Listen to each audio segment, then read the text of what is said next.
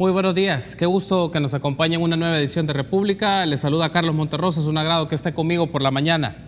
Miércoles 2 de enero del año 2019, deseando que haya pasado unas felices fiestas al lado de su familia, esperando que el transcurso de esta semana sea exitosa para usted y retomar las actividades laborales y profesionales. Nosotros lo hacemos dedicados al análisis de los temas de la realidad de nuestro país y en esta ocasión lo vamos a dedicar todo el programa para hacer un balance de la seguridad pública para el año 2018, pero también las perspectivas para este nuevo año. Y es un gusto para mí recibir a Mauricio Ramírez Landaverde, ministro de Justicia y Seguridad Pública. Buenos días, ministro, bienvenido, feliz año 2019.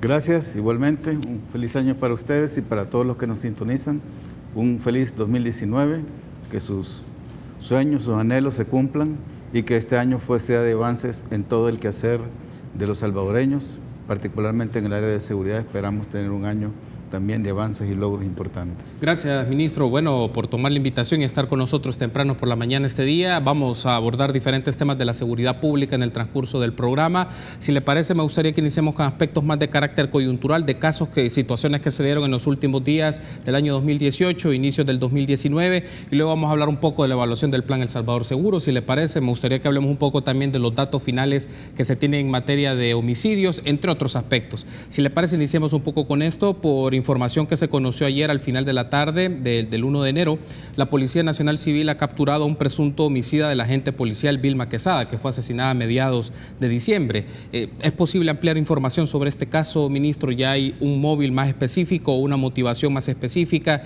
¿Y qué investigación y medidas de protección lleva la policía sobre este caso en concreto?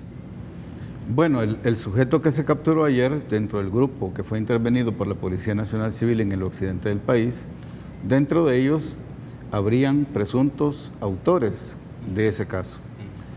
Fueron capturados por otro delito por el momento, puesto que se les encontró ilícitos, principalmente armas de fuego. Sin embargo, hay suficiente información de la participación de este sujeto en el hecho, el cual aún está investigándose, de forma que, sin duda, vamos a tener la orden de detención respectiva por parte de la Fiscalía General de la República para hacerle efectiva la orden de detención ya por el caso del homicidio. Por el momento ha sido detenido por habérsele encontrado en su poder un arma de fuego y pues fue detenido por ese delito, tenencia, portación o conducción ilegal de arma de fuego, y pues ya se encuentra en detención. Sin embargo, hay que aclarar también que esta detención no es un caso, digamos, fortuito o causa pues de la operatividad policial que se tuvo y muy fuerte durante todo el periodo de vacación de Navidad y fin de año. Sin embargo, pues este caso y todos los que afectaron en las últimas semanas a la institución policial y a la Fuerza Armada, en cuanto a que se incrementó, sobre todo a inicios del mes de diciembre, los atentados contra miembros de ambas instituciones. La Policía Nacional Civil mantuvo una persecución constante, permanente de los responsables de estos casos y pues logró capturar a muchos de ellos. Hay que también señalar que aquellos sujetos que se encontraban impulsando, digamos, motivando o presionando a determinadas estructuras para que este tipo de casos se cometieran durante este periodo y su incremento, fueron también detenidos, identificados. Podemos mencionar muchos de los casos más relevantes, pero principalmente José Roberto López Tobar, conocido en el occidente del país con el alias del Satánico, que fue capturado en una zona exclusiva de la ciudad de Santa Ana, donde se encontraba oculto y desde ese lugar se mantenía activo, pues dando órdenes, girando lineamientos, presionando a diferentes miembros del grupo delincuencial al que pertenece para que se incrementaran este tipo de casos. Esto fue en el occidente del país, pero también en el oriente tuvimos la detención ya al final del año de Amadeo Giovanni Hernández, muy conocido en la zona oriental y que se encontraba en condiciones similares al primero, es decir, escondido, ya al igual que el primer caso, en una zona residencial exclusiva, digamos, de la ciudad de San Miguel, escondido, igual en la misma actividad, dando lineamientos, girando instrucciones. Estos dos sujetos fueron capturados, ya al final del año fueron conducidos al Centro Penal de Máxima Seguridad de Zacatecoluca, y pues este sujeto del que mencionábamos al inicio, que participó en el homicidio de una compañera, miembro de la institución policial, pues sin duda va a ser llevado a ese lugar, así como todos los que resulten responsables de su participación en este tipo de casos, y de los cuales pues fueron capturados varios al final del año. Y pues la institución policial va a continuar con ese trabajo.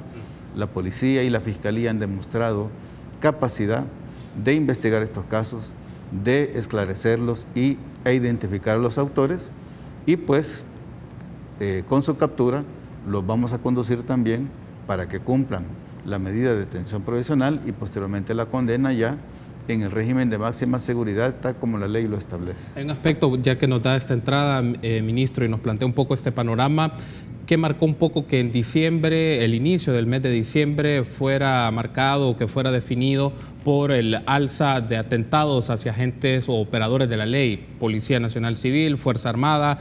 Por los datos que se tienen, podemos actualizarlos. Estuvo con nosotros a finales del año el viceministro Raúl López, el viceministro de Justicia y Seguridad, y él nos mencionaba en aquel momento, a 19 de diciembre, 20 de diciembre, 46 operadores de la ley que habían sido asesinados. No sé si el dato ha aumentado, si se tiene un dato un poco mayor. Tengo un dato, revisando un poco los periódicos, de 53 para lo que se lleva del año, o en este caso el cierre del 2018, inicios del 19, pero el punto es acá, ministros, ¿qué elementos marcan que en coyunturas específicas se den un alza en los atentados o en los asesinatos, o en este caso la búsqueda de agentes policiales, miembros de centros penales o personas de la Fuerza Armada? ¿Hay un tipo de motivación de carácter político o más de carácter criminal, ejercicio de presión a la autoridad?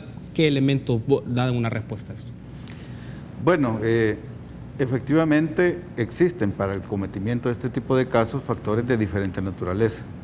Prácticamente inciden todos los aspectos que tú mencionaste, principalmente uno de naturaleza criminal, y es el hecho que las instituciones de seguridad tenemos años ya de estar bajo esta situación, bajo esta amenaza que afecta a los miembros, a los integrantes, principalmente de la Policía Nacional Civil, de la Fuerza Armada de El Salvador y de la Dirección General de Centros Penales. Desde el año 2013, una vez finalizado el periodo que conocemos como tregua, pero que, yéndonos un poco hacia atrás, en el 2012, a inicios de ese año, los hechos de violencia se incrementaron de una forma bastante marcada, para que después hubiera una reducción súbita.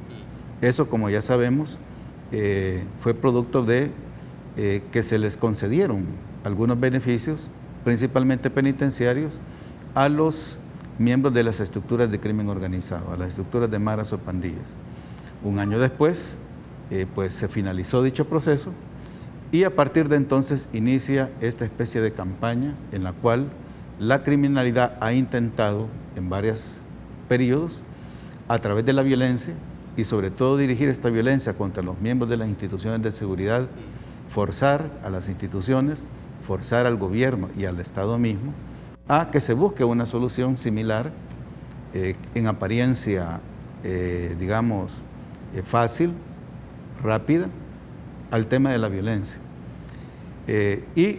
Hemos estado expuestos en esa situación de una forma bastante fuerte durante los últimos años. Sin embargo, hay que mencionar que hemos tenido cada año reducciones importantes.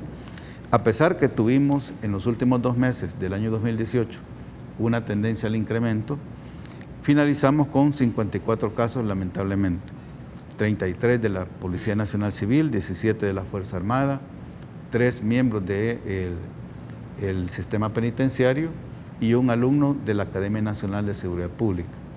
Esto representó pues una reducción importante respecto al año anterior, que tuvimos casi 80 casos, y a su vez, respecto a los años anteriores, cada año hemos tenido una tendencia a irlo reduciendo. Sin embargo, todavía quedan en el país diferentes estructuras que albergan la posibilidad que a través de estos hechos puedan lograr algún objetivo, sobre todo cuando se aproxima un evento electoral. Y pues lo mismo tuvimos de cara al evento de marzo del año 2017, y hemos atravesado una situación similar en la medida que se aproxima el evento del próximo 3 de febrero. ¿Por qué se dan estas situaciones? Esta es una búsqueda del crimen organizado de incidir en las decisiones del gobierno o del futuro gobierno en este caso, en el sentido que las autoridades flexibilicen, reduzcan o en alguna medida eliminen determinadas medidas que se han impulsado en el gobierno del presidente Salvador Sánchez Serén. Este gobierno, podemos decirlo con toda claridad y contundencia, ha sido en el que más se ha enfrentado, en el que más se ha combatido la criminalidad organizada en el país. Solo para citar algunos datos importantes. Durante la administración del presidente Salvador Sánchez Serén, se han incautado hasta hoy 37 toneladas de sustancias ilícitas, superando lo que se había obtenido desde los acuerdos de paz. En los años anteriores, desde el año 94 hasta el 2014, se incautaron 30 toneladas. Es decir, en 4 años y medio se ha superado lo de toda la historia de combate a la criminalidad organizada transnacional. Esto significan millones de dólares que el crimen organizado ha dejado de percibir por sus actividades ilícitas en el país. Este ha sido también el periodo en el cual desde un inicio se enfrentó a la criminalidad, principalmente las estructuras de maras o pandillas, y que ha significado la captura de prácticamente toda la cabeza de esos grupos y de miles de sus miembros operativos, los cuales están sometidos hoy a las normas que regulan su detención provisional o el cumplimiento de penas, cuando anteriormente todos conocíamos el sistema penitenciario era un factor de riesgo para la seguridad de los salvadoreños, en tanto desde el interior del mismo se seguía coordinando, ordenando y en algunos casos incluso participando directamente en el cometimiento de diferentes hechos delictivos. En este gobierno esa situación se ha dejado atrás y se ha retomado el orden, seguridad, el control que le corresponde al Estado sobre la población privada de libertad y hemos mantenido en aislamiento, en incomunicación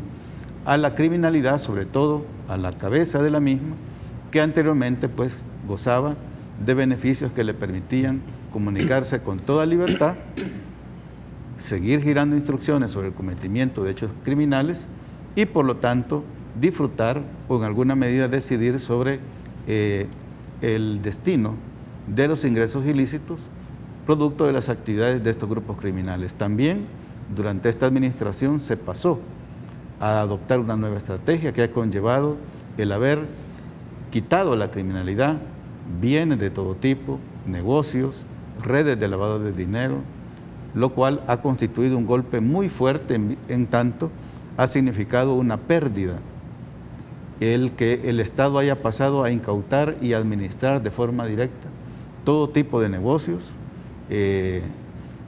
y que esto haya significado un golpe a las finanzas de estos grupos, ha sido bajo esta administración.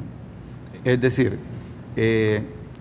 todos estos años hemos estado bajo esta amenaza, buscando por parte de la criminalidad una forma de que se dé hacia atrás, se den pasos hacia atrás en lo que se ha hecho. En vista de que no lo lograron, que la institucionalidad ha enfrentado con decisión, con la ley en la mano, con contundencia, buscan incidir en las posibles autoridades que en el futuro tomen decisión sobre estos aspectos. No lo hemos tenido únicamente en esta coyuntura, digamos, preelectoral, sino que en cada evento en el pasado lo hemos tenido también. ¿Qué podemos concluir de esto?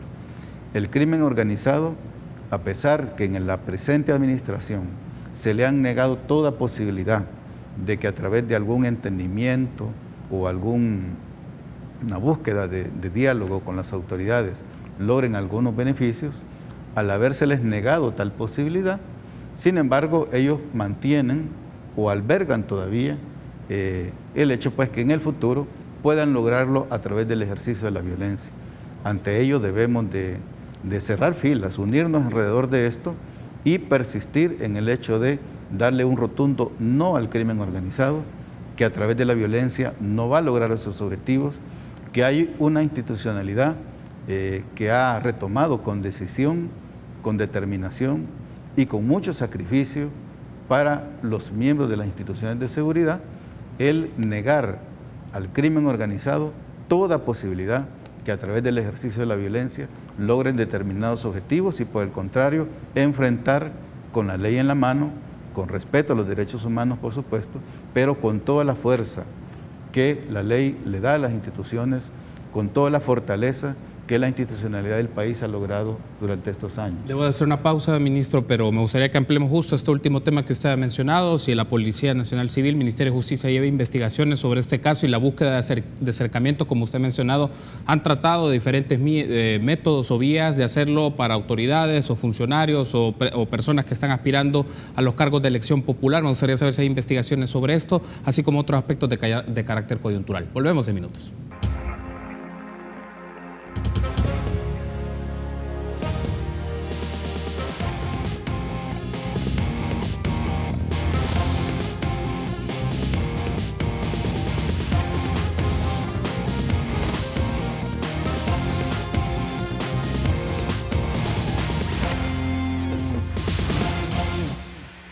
Gracias por ser junto a nosotros en República. Continuamos platicando con el ministro de Justicia y Seguridad, Mauricio Ramírez Landaverde. Ministro, retomando un poco del bloque anterior, me llama la atención esto. En diferentes momentos, sobre todo más cercanos a coyunturas electorales, hay una búsqueda de ejercer presión de expresiones criminales, mencionaba usted, o de grupos criminales a través de el asesinato, el ejercer presión, el acoso que se puede dar a agentes policiales, a miembros de centros penales, de la Academia Nacional de Seguridad Pública y también en algunos casos de efectivos militares. El punto es, el Ministerio de Justicia y Seguridad, cuando ve estos patrones o cuando ve estas manifestaciones de violencia hacia los operadores de la ley, ¿hay investigaciones activas sobre esto? ¿Tiene investigaciones de por qué se dan este tipo de prácticas? Usted lo explicaba en el bloque anterior las razones, pero hay investigaciones que pueden conllevar a acercamientos, que pueden tener algunos liderazgos, sobre todo de estos grupos criminales, con liderazgos políticos o con grupos o miembros de partidos políticos sobre esto, dado que tendremos elecciones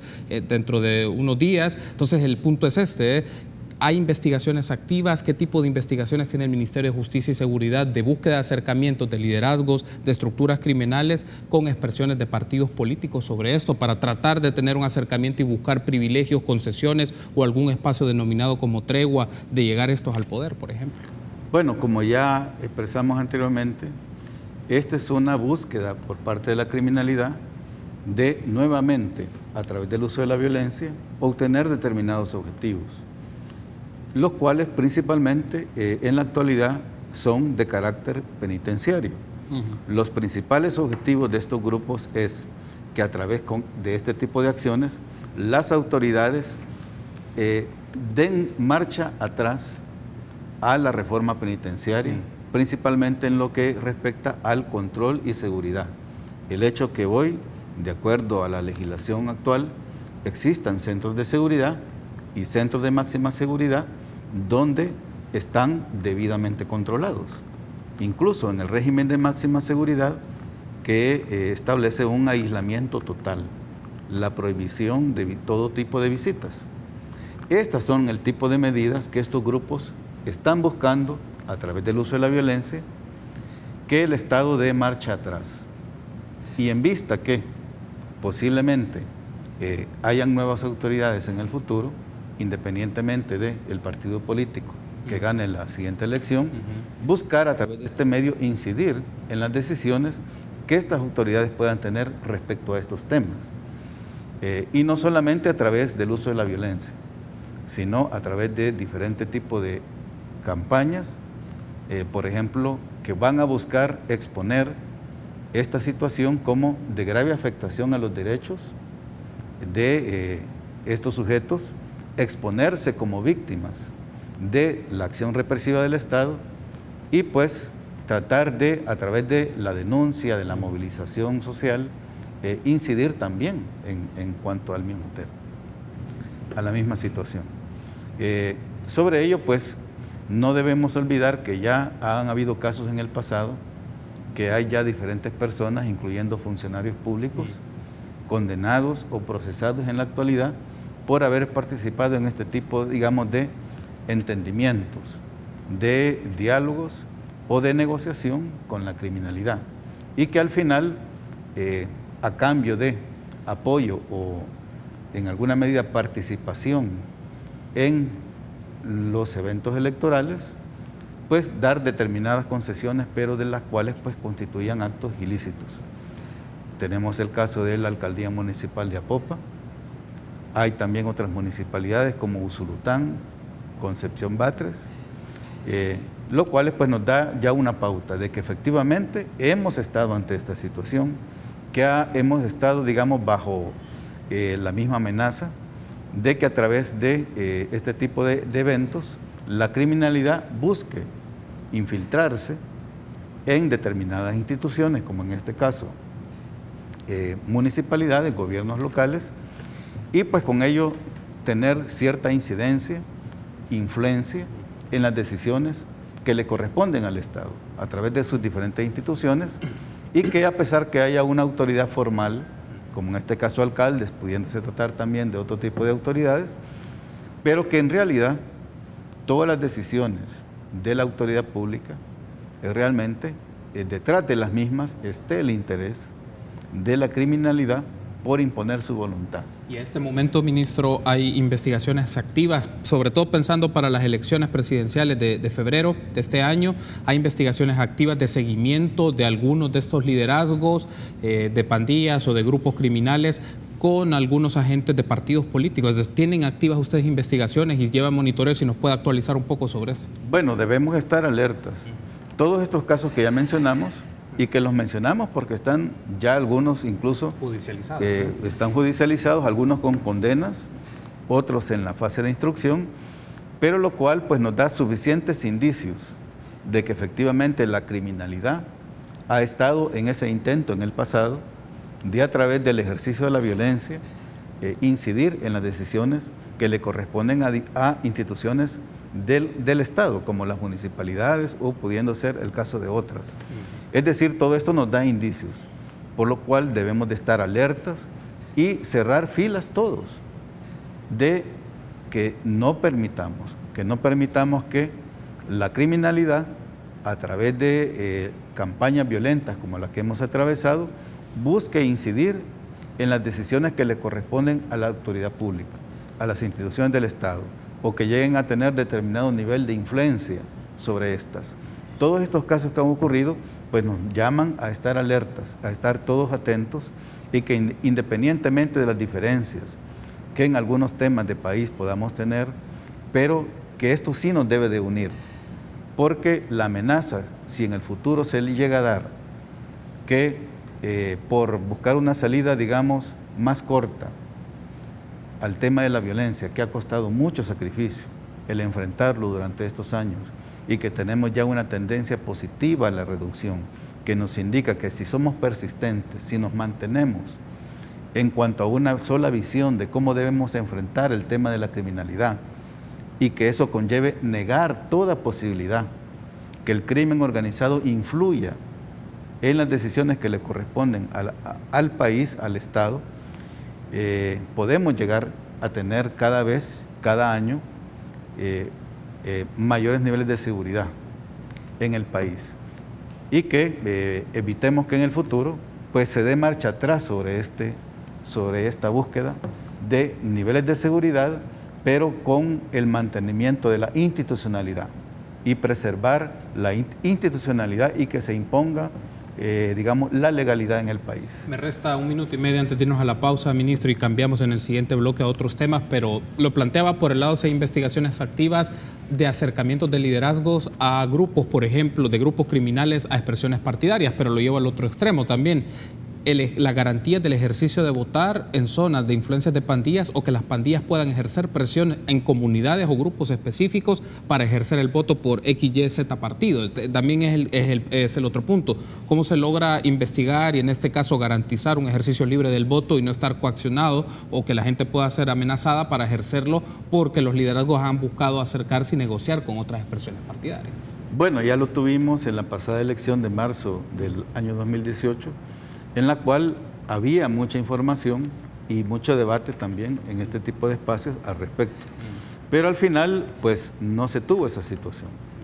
Tuvimos una elección en orden, con seguridad, los incidentes que se produjeron fueron menores y no tuvimos hechos del tipo que tú mencionas. Sin embargo, sí había, digamos, estaba la amenaza y se tuvo que considerar tal situación. Pero realmente en el evento electoral anterior no tuvimos hechos de esta naturaleza. Es decir, se temía que habiendo información de que iba a haber este tipo de búsqueda de entendimientos, esto pues conllevara al final a que hubieran hechos de violencia, en el cual a través de la violencia se impidiera o se coaccionara o se amenazara para determinar, para que la gente votara o se abstuviera de ello en beneficio de determinado partido o candidato. Sin embargo, al final no lo tuvimos. Se logró pues incidir en las zonas de mayor riesgo, en aquellas donde había información que esta situación se pudiera producir, y tuvimos un evento electoral en normalidad. La campaña electoral se dio sin incidentes y sobre todo el día de la elección pues no hubo problemas de este tipo. Esperamos que el evento electoral del próximo 3 de febrero pues sea de las mismas características, y en función de ello se está trabajando. Ya desde hace meses la institucionalidad está trabajando en ello, y particularmente en el área de seguridad, la Policía Nacional Civil está en función de garantizar un evento electoral seguro, en el cual la gente se pueda movilizar el día de la elección con toda seguridad, y que al final pues se imponga la voluntad del pueblo salvadoreño. Pero también que la fase previa, toda la parte de campaña en la cual nos encontramos en la actualidad, pues también se produzca con normalidad, y así ha sido. No hemos tenido incidentes de gravedad, mucho menos hechos de violencia. Y se está trabajando para que todo continúe de la misma forma. Y que al final, desde la seguridad, contribuyamos en el sentido que se estén dando las condiciones para que el pueblo se pueda expresar, y que al final lo que éste decida, pues, refleje el resultado de la elección. Muy bien, debo hacer una pausa. Al regresar ampliemos temas de la seguridad pública, el control territorial, y hablemos un poco también del trabajo que está haciendo el Ministerio de Justicia. Volvemos en instantes.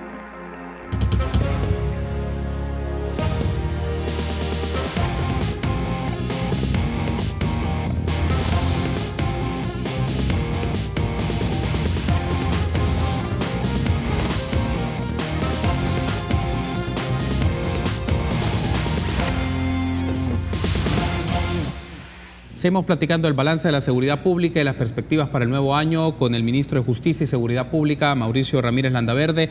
Vamos a pasar ya directamente al tema de los homicidios y la lectura del balance del 2018, ministro, pero antes no quiero pasar por alto, porque era uno de los casos más de carácter coyuntural que le planteaba bloques atrás, cuando es el caso del asesinato del agente César Alberto Cepeda en un enfrentamiento en el barrio San Jacinto hace unos días. El tipo de arma que fue utilizada para el asesinato de este agente policial es de uso militar, pero la Fuerza Armada hizo una aclaración de que el arma involucrada no es parte de sus inventarios, sino que de una empresa privada que la declaró como hurtada. El punto aquí es, ministro, ¿cuáles son las indagaciones que hace el Ministerio de Justicia y Seguridad respecto a este uso de armas que tienen pandilleros o delincuentes y la forma en cómo la obtienen? Porque en principio son armas que se manejan de otras formas, de uso privativo de la Fuerza Armada, o la manejan empresas de seguridad. El tema es cómo llegan a manos de los pandilleros. Bueno, el arma que fue usada en este caso donde perdió la vida un compañero de la institución policial es un arma de uso permitido en nuestro país.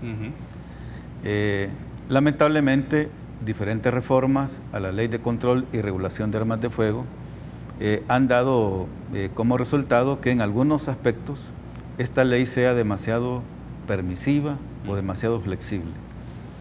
Desde el Ministerio de Justicia y Seguridad y desde la Policía Nacional Civil siempre hemos dado nuestra opinión cuando este tipo de reforma se lleva a cabo en sentido negativo, que no estamos de acuerdo. Sin embargo, al final tenemos que darle cumplimiento a lo que la Asamblea Legislativa decida al respecto. Y en este caso, este tipo de arma, calibre 5.7 por 28 milímetros, lamentablemente es un tipo de arma de uso permitido y que se puede comercializar, que se puede adquirir de forma legal en el país. Y de esta manera, pues, esta arma fue adquirida por parte de una empresa de seguridad que se llama Grupo de Seguridad Privada, SADCB.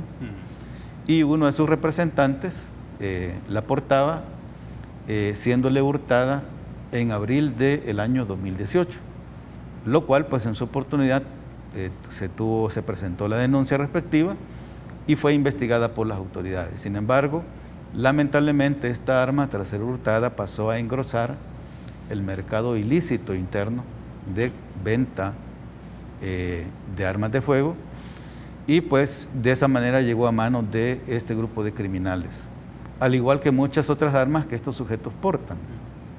Son producto de esa actividad, de lo cual pues todos los salvadoreños tienen que tomar nota, en el sentido que las armas de fuego en primer lugar, y en segundo lugar los dispositivos electrónicos, computadoras portátiles, teléfonos celulares, son los bienes que más busca la criminalidad hurtar, sobre todo desde el interior de vehículos que están estacionados en diferentes lugares, como centros comerciales o en la vía pública o en edificios públicos, tal como fue el caso de este caso. Le fue sustraído desde el interior de un vehículo a la persona que lo portaba y de esta manera pues llegó a manos de la criminalidad. Es decir, la persona que lo portaba no guardó las medidas de seguridad que se deben tener, y que cualquier ciudadano que decida adquirir y portar con la documentación necesaria un arma de fuego es responsable también de esa arma, de que se guarden las medidas de seguridad para con la misma. Y pues en este caso el arma de fuego ha tenido, digamos, ese historial,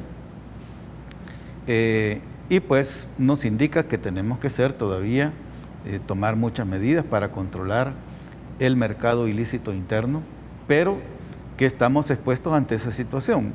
Hay un mercado ilícito de carácter regional y también hay uno interno que se abastece principalmente de armas obtenidas de esta forma, es decir, armas que les son hurtadas a ciudadanos que las portan de manera legal, o armas que les son sustraídas a empresas de seguridad privada, que hemos tenido varios casos ya, de armas, lotes enteros a veces, que les son hurtados a este tipo de empresas.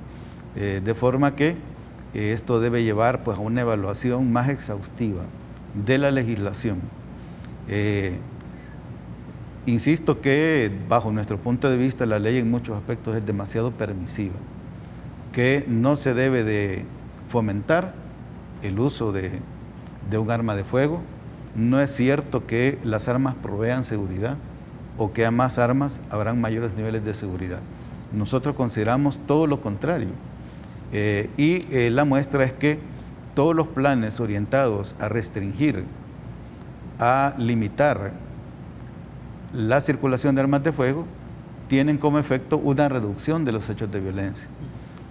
Por ejemplo, muchos periodos vacacionales, fiestas patronales, como el caso de la reciente fiesta patronal o las fiestas patronales en el oriente del país, que se caracteriza porque las cabeceras departamentales, San Miguel, San Francisco Gotera, La Unión y Usulután, al final del año tienen sus periodos vacacionales. En todos ellos se prohibió de forma temporal, durante el periodo de las festividades, la aportación de armas de fuego, y los resultados fueron muy buenos, con prácticamente 0 incidentes durante el desarrollo de las festividades y con una reducción importante de los hechos de violencia, sobre todo los homicidios. Mencionaba, ministro, que es un aspecto relevante para el Ministerio de Justicia y Seguridad buscar reformas legales o hacer modificaciones, porque en algunos casos son muy permisivos los marcos legales en el acceso a ciertos tipos de armas que comercializan las empresas. En este caso, si somos un poquito más minuciosos, ministro,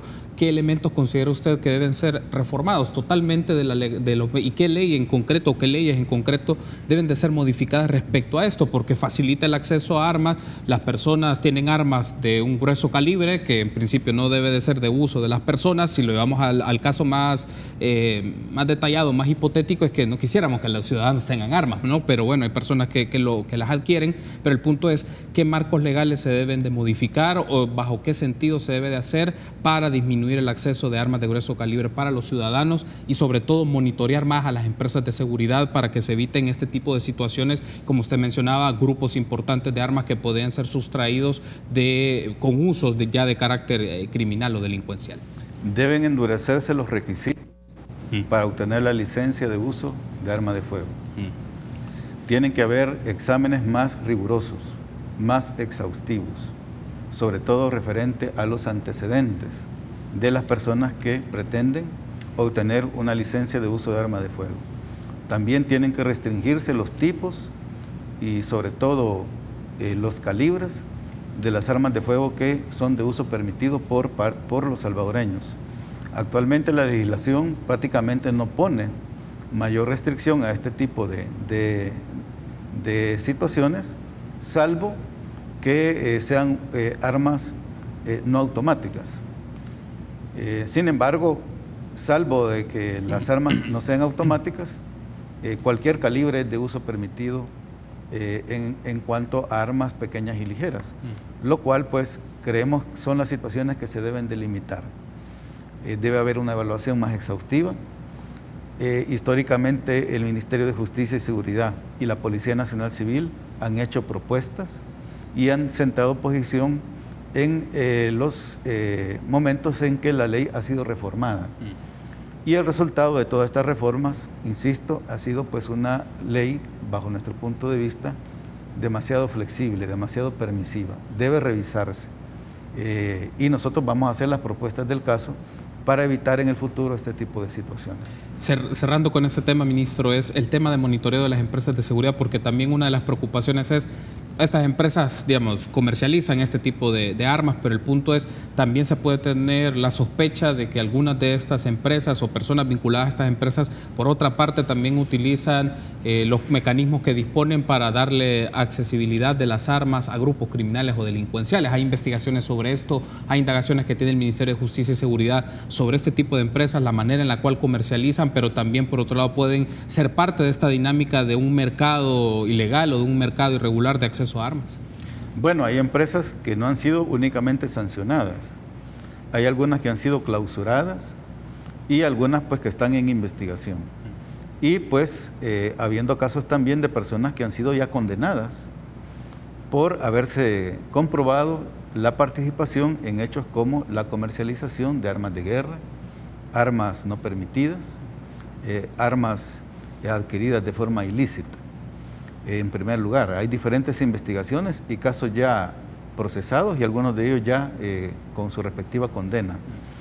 Y también hay propuestas de reforma que hemos presentado en la policía, en el ministerio, que están en estudio por parte de la Asamblea Legislativa y que es necesario pues que se retomen con el objeto que haya mayor garantía de control, que las autoridades tengan mayores facultades en cuanto a la inspección, al control, a la supervisión y a la sanción de las empresas de seguridad y también aquellas empresas que se dedican a la comercialización de armas de fuego y otro tipo de materiales como la munición, entre otro tipo de bienes pues que algunas de ellas comercializan. Muy bien, debo hacer una pausa, ministro. Al regresar, si le parece, hablemos un poco de la tasa de homicidios, la disminución que ha tenido respecto al año 2017, me refiero al 2018, y luego un poco las perspectivas que se tienen para este año. Volvemos en minutos.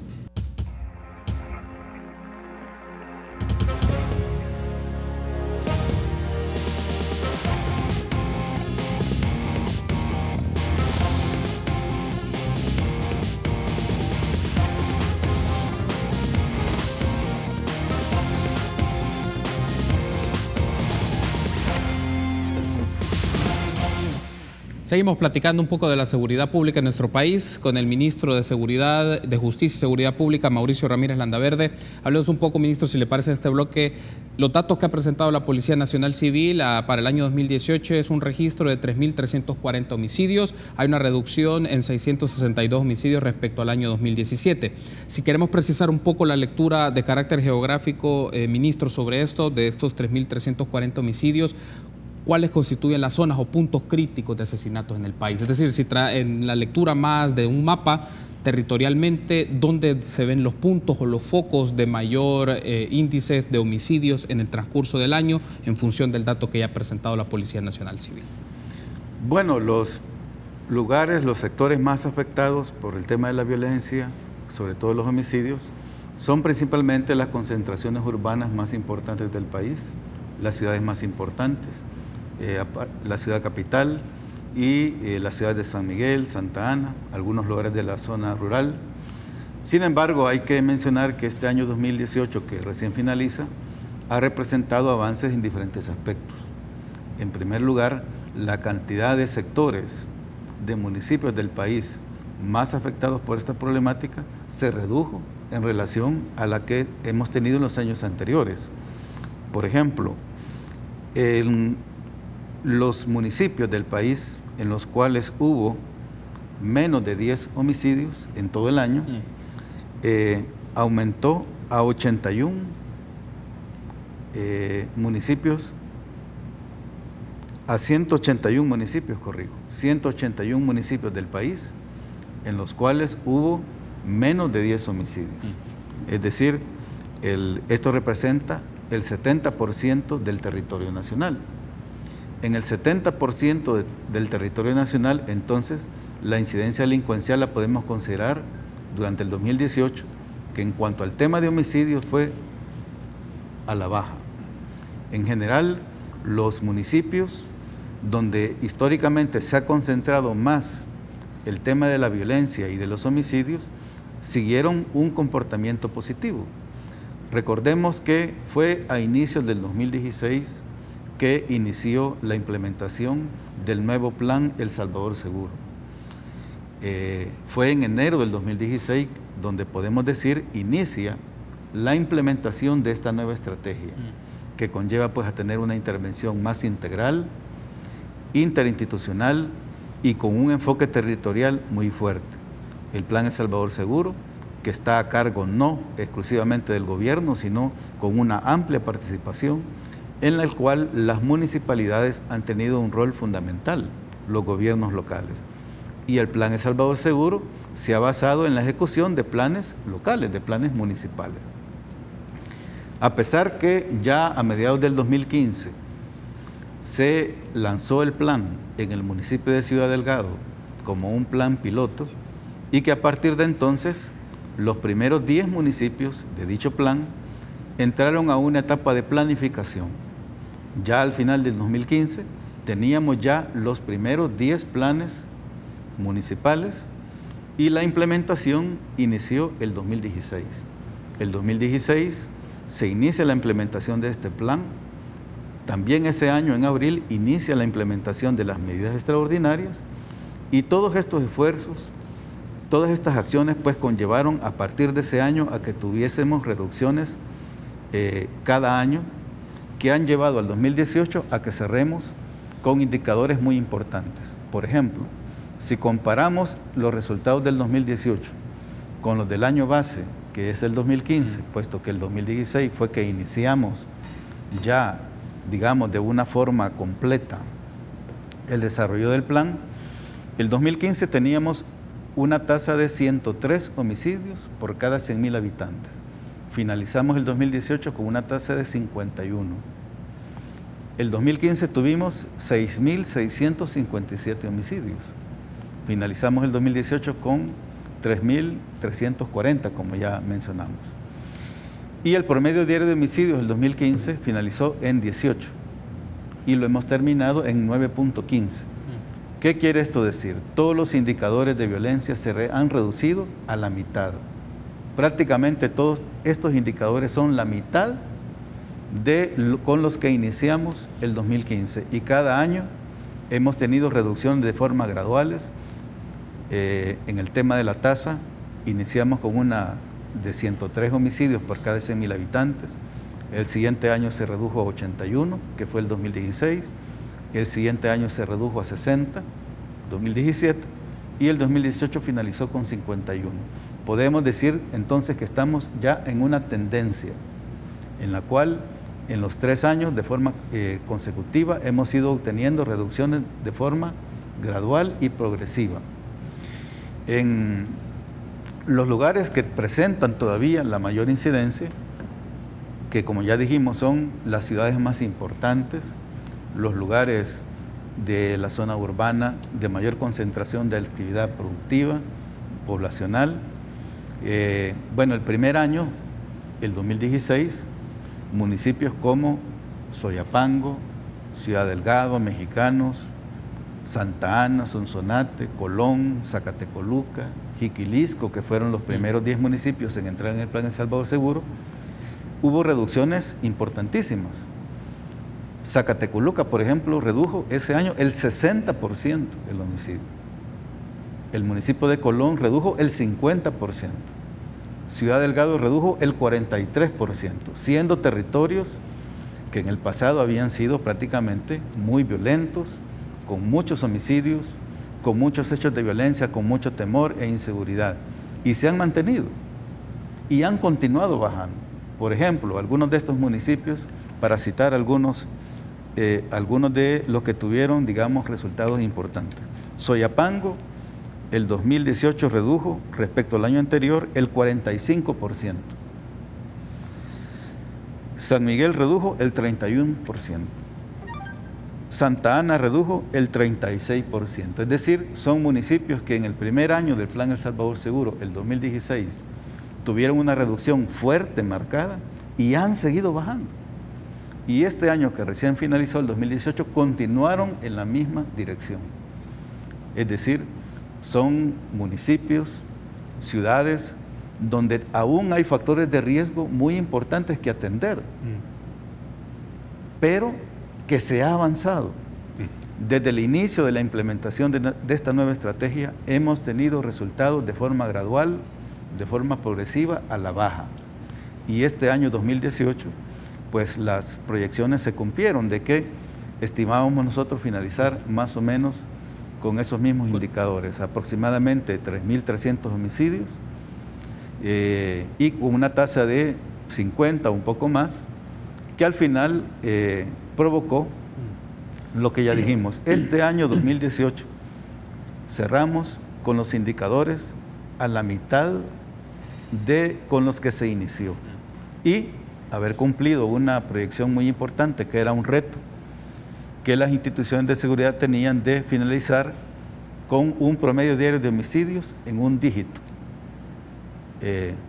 que lo cerramos con un promedio diario de 9 aproximadamente, cuando venimos con un promedio diario el 2015 de 18, el 2016 de 14, el 2017 de 11 y que hoy pues lo finalizamos con 9. Es decir, hay ya una tendencia. Hay una tendencia que nos ha llevado de forma gradual, pero sostenida, a ir teniendo resultados cada año en los cuales pues, nos permite concluir que el hecho que haya una nueva visión de cómo debe de enfrentarse el tema de la violencia y la inseguridad en el país ha sido importante, porque este resultado de esta tendencia ya a la reducción es el producto de varias situaciones. En primer lugar, de que ha habido un combate muy fuerte, como ya dijimos, pero también que cerramos el 2018 con productos importantes en otras áreas, principalmente el tema de la prevención. La prevención ha pasado a ser un componente fundamental y un sello del presente gobierno en el tema de la seguridad, la prevención social en los campos educativos, de oportunidades de producción, de empleo, de espacios públicos, ha sido como lo fuerte en el tema de la prevención social. El otro, el tema de la rehabilitación. Con avances importantísimos, el 2018 significó avances muy claros en el tema de la rehabilitación de las personas privadas de libertad, tanto en el sistema de adultos como en el de menores. Y también que se hayan impulsado otro tipo de procesos, la atención a víctimas, por ejemplo, y que nos permite concluir el año 2018 con perspectivas claras de cómo en los próximos meses se debe de avanzar para consolidar estos cambios, estas transformaciones, y que hayamos recorrido ya un espacio que permita a las autoridades en el futuro darle continuidad. En las recientes actividades que desarrolló, sobre todo el Consejo Nacional de Seguridad Ciudadana y Convivencia, hubo un encuentro con los candidatos presidenciales, en algunos fueron representados por los candidatos a la vicepresidencia, pero que nos permitió dialogar sobre estos temas. Al final nos quedó pues claro que todos los partidos políticos que están en contienda reconocen la importancia de la prevención, expresaron que van a dar continuidad a la prevención como un componente clave de sus estrategias de seguridad, y algunos se refirieron también al Plan El Salvador Seguro, tal vez no con ese nombre, porque cada candidato, cada partido, pues tiene sus propios planteamientos, pero en general la estrategia de abordar de una forma integral, no solamente a través de la represión, sino que de articular los esfuerzos de represión con los de la prevención social, de la rehabilitación, de la atención a víctimas, del fortalecimiento de las instituciones, que ha sido, digamos, la característica fundamental del Plan El Salvador Seguro, la coordinación interinstitucional, la articulación de esfuerzos de la represión con los demás componentes del plan de seguridad, que nos permite decir que va a haber continuidad. Tiene que haber continuidad, puesto que los resultados hasta hoy obtenidos indican que ya con una tendencia clara a la reducción y a ir superando en muchos lugares del país ese pasado de violencia, de criminalidad, de homicidios, con los énfasis o con los ajustes que en el futuro en el país se hagan al respecto, pero lo que es mantener una visión de todos los sectores de la sociedad, sumar a todos los actores que tengan que ver con las acciones a desarrollar y articular los esfuerzos en el territorio, será sin duda una estrategia que tendrá continuidad. Como ya decíamos, en el futuro las autoridades le darán los énfasis que la situación requiera, pero en general la estrategia debe mantenerse, y pues con el encuentro que tuvimos con las fórmulas presidenciales nos permite sacar esa conclusión, de que todos ellos están considerando dentro de su estrategia de seguridad precisamente muchos de los componentes que el trabajo en la actualidad ha tenido. Muy bien, debo hacer una pausa, ministro, pero al regresar me gustaría que sigamos ampliando un poco estas tendencias, estos datos que los explican el aspecto del control territorial, pero también me gustaría que hablemos un poco del tema de carácter presupuestario, el presupuesto para el Ministerio de Justicia y Seguridad para el 2019, lo que implica el carácter sostenido de los ingresos para el trabajo de la seguridad pública, entre otros puntos. Volvemos en instantes.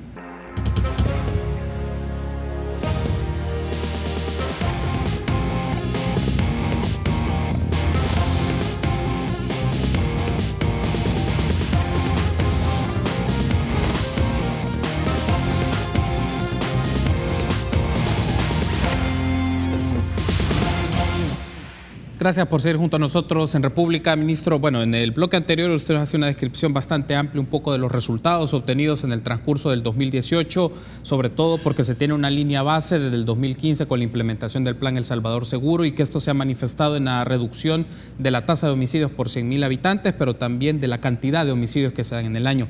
Hay un aspecto que me llama la atención y le consulto, ministro. Una disminución de homicidios implica un control del territorio. Me refiero sobre todo en aquellas ciudades, en municipios en donde la actividad delincuencial es más marcada porque hay más población, hay más actividad de carácter económica, comercial, entre otros aspectos. Pero el punto es, ¿se podría afirmar que una disminución de los homicidios, como los registros que tiene la Policía Nacional Civil, el Ministerio de Justicia y Seguridad, significa que se controla ese territorio? En muchos aspectos sí, pero que hay que considerar también otros. Y esto pues me da la oportunidad de ampliar sobre lo que ya expresamos. La articulación en el territorio de los esfuerzos de seguridad con los de la prevención, los de la rehabilitación, y en el tema de prevención con lo que se desarrolla en sus diferentes áreas o componentes.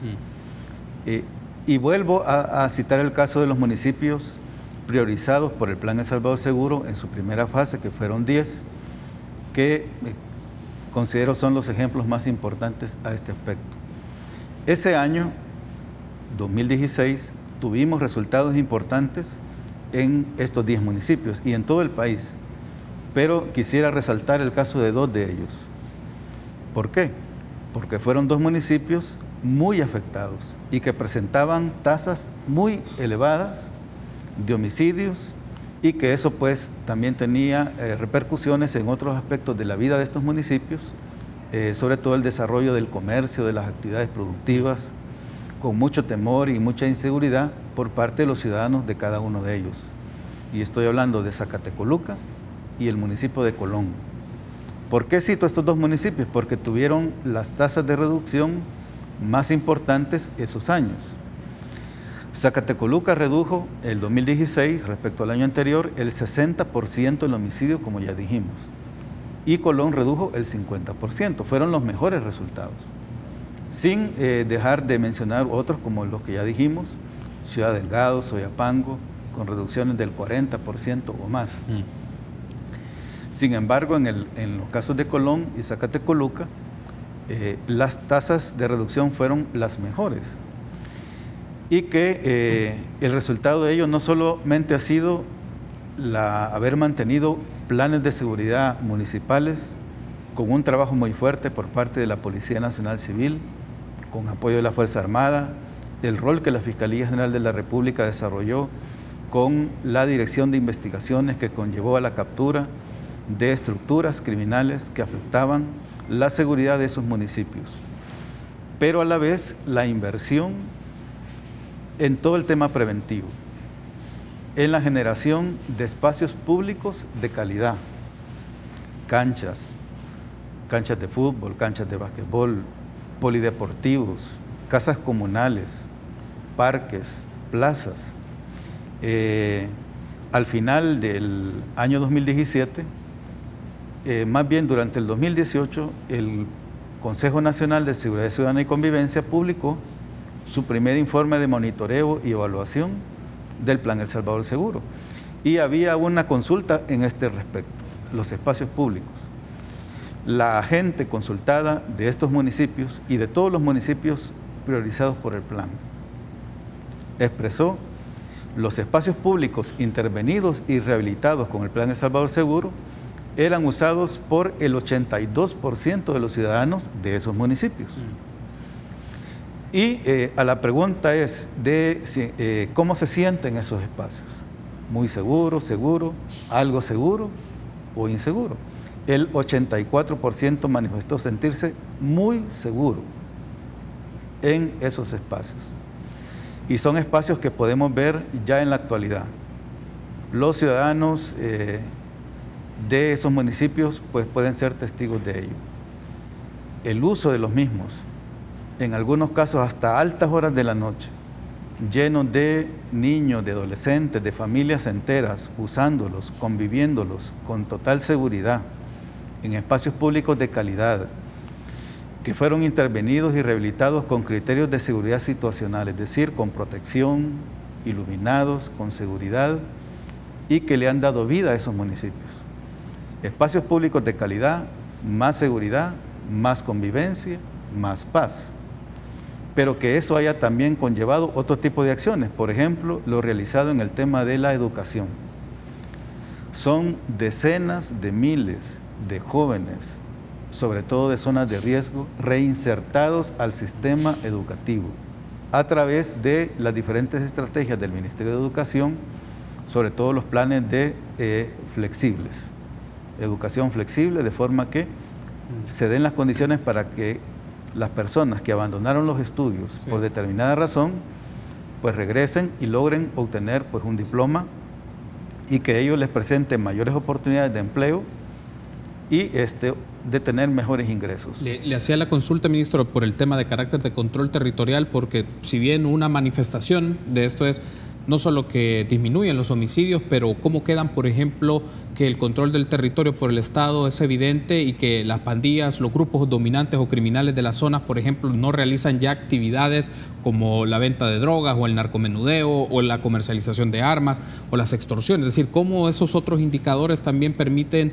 reflejar o mostrar de que hay un control del territorio, que no solo es en el tema de homicidios, evidentemente, porque es de los más significativos, pero también cómo los otros aspectos o cómo se han neutralizado o disminuido o con qué evidencia se puede registrar que las otras actividades vinculadas a la criminalidad han mermado justo en estos municipios y en estas zonas de prioridad en intervención del Salvador Seguro. Pues a eso nos estamos refiriendo precisamente, cómo la acción no solamente de la institucionalidad de seguridad, la policía, la Fuerza Armada, sino toda una serie de instituciones, sobre todo la municipalidad, pero también la institucionalidad del país y también la sociedad civil, la cooperación internacional, organismos internacionales en el tema de educación, de oportunidades de empleo, de empleabilidad para los jóvenes, sobre todo, el apoyo a proyectos emprendedores y trabajar con las familias, sobre todo aquellas familias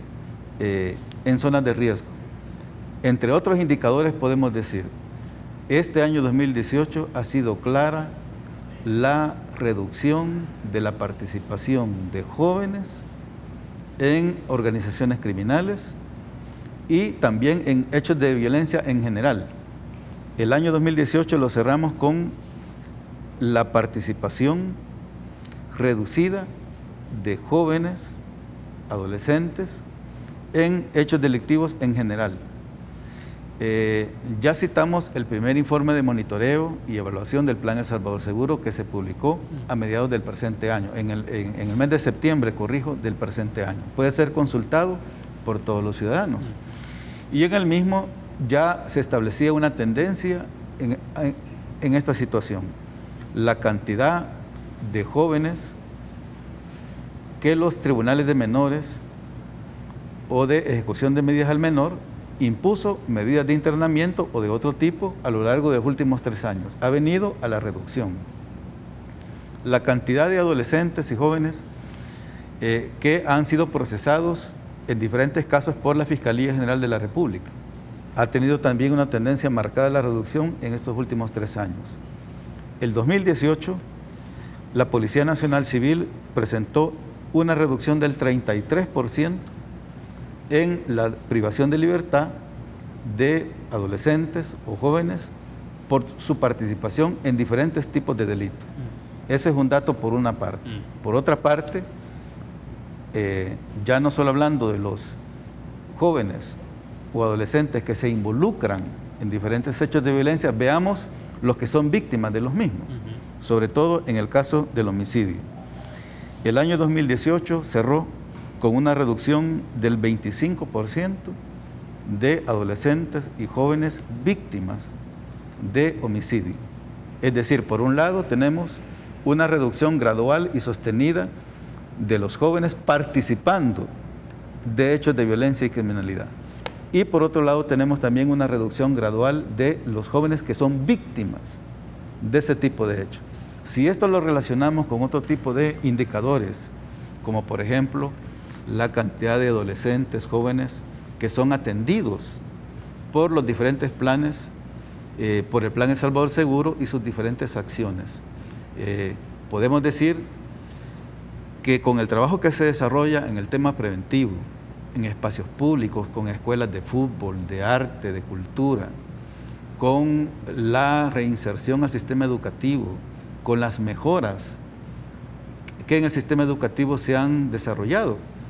Y solo para citar un caso, pasó prácticamente desapercibido, pero el año 2018, el año escolar 2018, concluyó con 0 víctimas de la comunidad educativa. Ningún alumno, maestro, fue víctima durante el 2018 de homicidios o hechos de violencia. Y el año escolar finalizó con una de las tasas de deserción más bajas de los últimos 10 años en el sistema educativo. Ese es un dato importante que nos permite también apoyar lo que estamos sosteniendo. Los jóvenes y los adolescentes, los niños en El Salvador, en estos últimos 3 años han estado mejor atendidos y más atendidos, no solo porque se cuenta con mayor tipo de programas, sino que estos programas son especializados, a cargo de personal calificado. Y otro indicador importante que lo podemos medir con mayor precisión, con mayor claridad en el sistema penitenciario, y es el siguiente. El sistema penitenciario concluyó el 2018 con una población perteneciente a maras o pandillas reducida en más de 2.000 personas, que durante estos últimos años se han salido, han renunciado, se han desvinculado de forma total con ese tipo de organizaciones. Y no lo digo porque ellos lo expresen o porque pueda ser una forma con que ellos pretendan buscar algún tipo de beneficio penitenciario. No es así. Es el resultado de más de 2 años en diferentes centros penitenciarios de procesos de atención psicosocial muy intensos, muy fuertes, que nos permite concluir que durante los últimos años la población de maras o pandillas dentro de las cárceles ha venido a la baja y que podemos cuantificarla debidamente ya en más de 2.000 personas y continúa porque este año 2019 vamos a continuar con este proceso en otros centros penitenciarios también, con lo cual esperamos que esa situación continúe, pero fuera, ya en la calle, también nos permite sacar esa conclusión. No podemos cuantificarlo de la misma forma que en el sistema penitenciario, porque estos últimos los tenemos con nosotros y podemos llevar un seguimiento más pormenorizado, pero fuera lo que tenemos son diferentes estudios, no solamente el trabajo que las instituciones de inteligencia desarrollan, sino estudios independientes a cargo de instituciones académicas, nacionales e internacionales, que nos indican que hay un crecimiento en el interés y en las acciones de diferentes personas de salirse de estos grupos. Es una situación que debemos saber aprovechar. En el sistema penitenciario lo estamos haciendo y estamos trabajando muy fuertemente para que esta situación se intensifique, pero fuera necesitamos sobre todo más herramientas legales. Ya el Ministerio de Justicia y Seguridad presentó hace más de 2 años a la Asamblea Legislativa el proyecto de ley de prevención, reinserción y retiro de maras o pandillas, que nos permitiría incidir en esta situación, no con la gente que ya tenemos en el sistema penitenciario, sino los que están fuera. Es importante entonces hacer el llamado, reiterar más bien el llamado a los señores diputados para que esta ley y otras que hemos presentado, que han sido iniciativas importantes, pues estudien, porque esto nos vendría a ayudar a intensificar y a que los indicadores puedan ser cada vez más claros y más importantes. Debo hacer la última pausa, ministro, si le parece, del último bloque nos restará un par de minutos para tener el cierre del programa. Volvemos.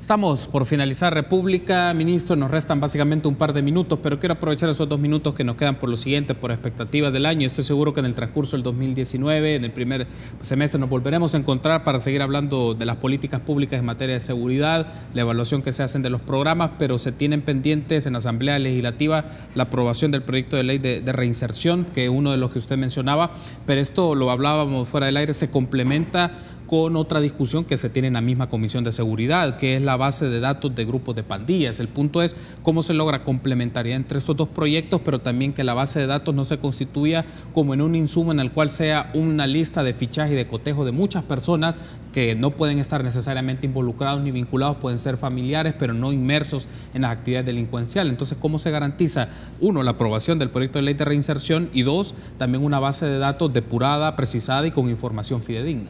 Bueno, es importante señalarlo, puesto que ha sido un tema que en alguna medida no ha permitido que estos proyectos de ley al final pues se logren aprobar.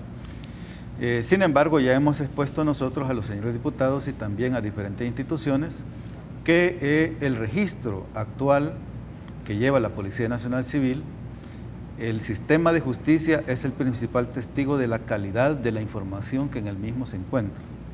Los jueces, los fiscales son los principales usuarios de dicho sistema y ellos pueden dar fe de que es un sistema que cuenta con la debida confianza, que cualquier persona que conste dentro del mismo ha sido producto de procesos investigativos de inteligencia por su captura, por la participación en hechos delictivos de diferente naturaleza. Es decir, lo que se busca regular por ley, que es un registro de maras o pandillas, de miembros de maras o pandillas, el país ya lo tiene, y lo tiene la Policía Nacional Civil. y lo ha venido construyendo históricamente y mejorando, de forma que actualmente es un referente a nivel regional y que ha llevado también pues, a conformar a partir del mismo otros sistemas de información, no solamente a nivel de El Salvador, sino a nivel sobre todo regional en Centroamérica, y de lo cual el sistema que se lleva en El Salvador, las medidas de seguridad son como el referente, son la base. De forma pues que podríamos decir, El Salvador tiene ya un registro, está bien pues que se apruebe y se lleve al nivel de ley, pero eso no quita pues el hecho pues que nuestro país cuenta ya con una base de datos que permite identificar con toda claridad y confiabilidad cuando una persona pertenezca a este tipo de organizaciones y que con ello pues los fiscales, los jueces o cualquier autoridad pueda tomar las medidas que según la ley correspondan. Ministro, quiero darle las gracias por habernos acompañado en este programa de República del 2 de enero del 2019. Espero que nos volvamos a encontrar para seguir analizando la situación de la seguridad pública en el país, la implementación de programas y políticas públicas y el trabajo de instituciones de seguridad como el Ministerio y la Policía Nacional Civil. Gracias, ministro. Bueno, el agradecido soy yo con Canal 33, con República y con todos los salvadoreños que nos dieron su atención esta mañana, a quienes reitero pues el deseo de un feliz año 2019, decirles pues que seguiremos trabajando por intensificar y avanzar lo más que podamos en todos los cambios, transformaciones que el área de seguridad requiere. Hace falta mucho por hacer, todavía tenemos problemas complejos, sin embargo los avances son claros, son sustanciales.